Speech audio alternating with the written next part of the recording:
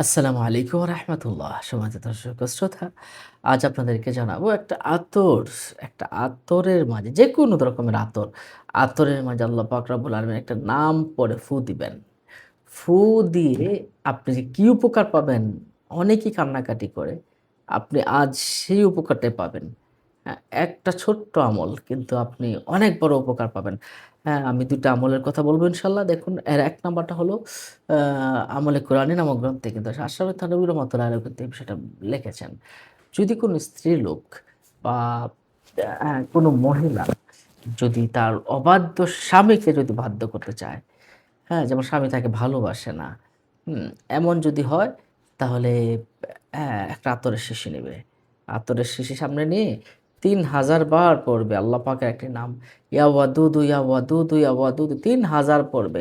৩০০০ বার পড়ার পরে আগে পড়ে অবশ্য দুরূদ শরীফ পড়ে নিবেন ৩ বার করে।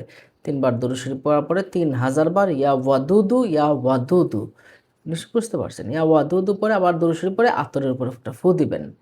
আর ওই ফুটা দেওয়ার পরে ওই আতরটা আপনার গায়ে লাগাবেন। লাগিয়ে স্বামীর সাথে আপনি মেলামেশা করবেন। স্বামীর কাছাকাছি যাবেন। ওই ঘ্রাণ তার শরীর নাকে লাগবে। ইনশাআল্লাহ আপনাকে অনেক, অনেক বেশি মহাব্বত করবে। অত্যন্ত ছোট্ট একটা আমল কিন্তু অ্যা এটার পাওয়ার অনেক বেশি।